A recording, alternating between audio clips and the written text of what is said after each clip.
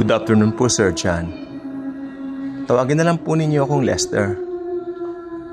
Ang kwento pong ito ay hindi po akin. Ito po ay kwento ng aking namayapang uncle. Actually, very close lang po ako dito po sa uncle kong ito. Hindi ko po talaga siya uncle sa dugo, sapagkat siya po ay asawa lang po ng aking auntie na kapatid ng aking ama. Siya po si Uncle Justin. Nakasundo ko po siya sa maraming paraan at sa maraming kadahilanan din po. Meron po siyang hindi malilimutan na karanasan na naganap po noong March 24, 1978. Ito po ay Good Friday noong year na yon. Tanghali po noon. Natural lang po kapag ganun po ang panahon, dadapuan ka talaga ng pagkainip. Lalo na po sa probinsya po sila. Kung matatandaan po ninyo, 1978, talagang napakalayo po sa panahon natin ngayon. Sapagkat during that time, mga tao po talaga ay mas meron po silang ibang pamamaraan ng pag-obserba ng Holy Week compared on how we celebrate it sa panahon natin ngayon.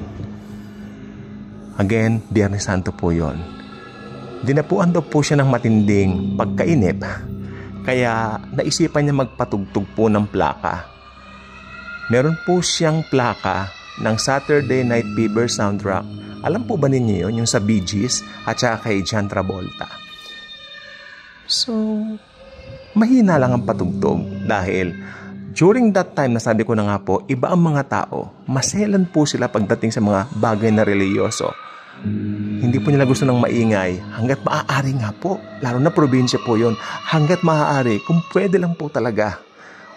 Totally na talagang tahimik ang gusto nila. Pero since nagtatrabaho po sa Maynila si Uncle Justin, hindi po niya kaya yung ganong uri ng pamumuhay. Nabagot daw po siya. Kaya nagpatugtog nga po siya ng plaka ng Saturday Night Fever soundtrack. Ganadong-ganado siya. Kinakanta niya yung awiting Stayin' Alive ng The Bee Gees. Then, meron pong isang puno roon ng atis, no? Tapos, sa taas po noon, punong bayabas na mataas. Yung atis po medyo mababa po kasi second floor po pala yung kwarto na kung saan nandoon si Uncle Justin. And then, habang enjoy siya dun sa pakikinig niya sa kanyang plaka ng Stayin' Alive, nagulat po siya nang biglang may nagsutsot sa kanya. Shh! Shh! Ha? Ano yun? Wika ng aking Uncle Justin. Then, laking gulat niya at halos malaglag daw ang kanyang puso nang may nakita siyang nilalang sa gitna ng katanghaliang tapat na nakatingin sa kanya. Mabalahibo ang mukha. Napakalaki nito. Siguro 7-footer o higit pa. At may hawak na tabako. At naisip niya agad na yun ay isang kapre.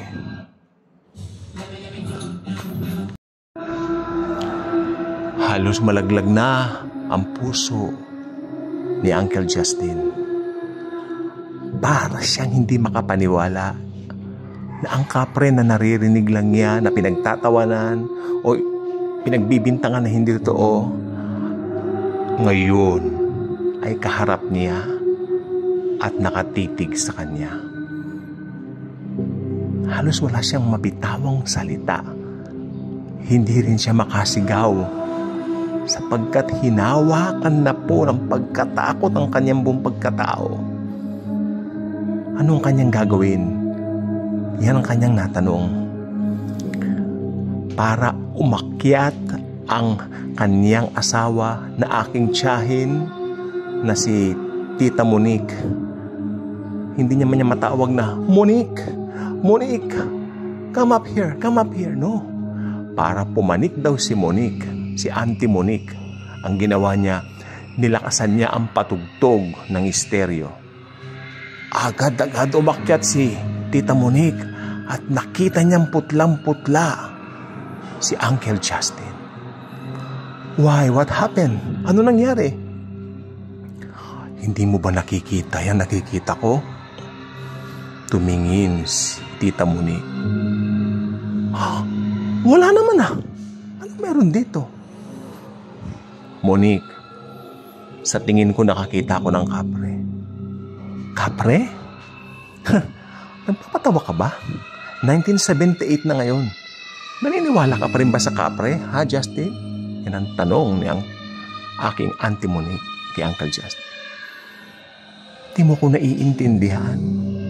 Kitang-kita ko yung kapre. Nanlilisik yung mga mata niya at nakatingin sa kapre. Kung sa bagay, meron akong naririnig dati na kwento ng aking nanay tungkol dyan. Ano yun? Ayan. Hindi ko na matandaan pero parang kapre nga rin. Kapre? May lumalabas na ba talagang kapre dito? Tumugon si Tita Monique. Hindi ko nga alam Hindi ako sigurado. Pero mas maganda, tanungin na lang natin si tatay sa baba. Yung akin pong lolo. Tay, totoo po ba na may kapre po dito? Ano? Biglang tumayo ang aking lolo sa kanyang kinauupuan.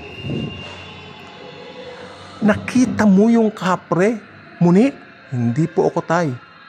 Si Justin po. Agad nakita ni Tita Monique at ng aking uncle, ang aking lolo, na namutla.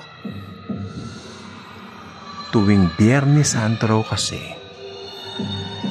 yung kapreng yun na naturingan na kilabot ng Biyernes Santo ay talagang nagpapakita roon. Malas lang daw ni Uncle Justin at siya po ang nakakita po nito. Kapre. Isa po siyang tanyag na talagang masasabi po natin na kilalang lamang lupa dito sa buong Pilipinas. Pero on the other side, bilang Kristiyano, since ako po ay nakakilala sa Panginoon, pinag-aralan ko po ang tungkol po sa mga ito. Ang kapre, aswang, manananggal ay mga evil spirits na nagkalat po dito. Ibig sabihin po sila'y kasama ni Satanas na nagrebelde sa Diyos. Ganun lang po masasabi ko dyan tungkol sa ngayon. Pero kasi, meron din pong familiar spirits. Like halimbawa, namatay po yung isang tao. Then sasabihin mo, nakita mo yung kanyang kaluluwa. Hindi na po sila yon. Hindi na po yun yung mahal nyo sa buhay. Yun po ay mga evil spirit na nag-aanyong mahal ninyo sa buhay. Sa makatuwid, ginagaya nila yung anyo ng mga mahal nyo sa buhay para kayo'y linlangin. Ganyan po ang sistema ng dyablo, ang manlinlang at ang manloko. Hanggang dito lang po ngayon ang aking masasabi po sa inyong kwento. So Sir John, yun lang po ang aking tawag dito. Yan lang po ang aking masasabi po ngayon. At Sir John, naway yung akin pong paliwanag ay inyo pong bigyan ng diin sa inyong programa. Well, ako po si Sir John. Ako na po ito, Sir John. Tama po yung sinabi nung atin pong sender. No? Sapagkat, alam po ba ninyo, ang mga multong yan ay evil spirit. At yung mga nakikita po natin na mga tao na nagsasabing sila raw po ay mga kamag-anak natin na pumanaw na, yan po ay mga familiar spirits. So sa Bible pa rin po tayo. Pero ganun pa man po, talagang may supernatural beings po. May mga evil spirits po talaga na nagkalat sa mundo. Hanggang dito na lang po. God bless everyone.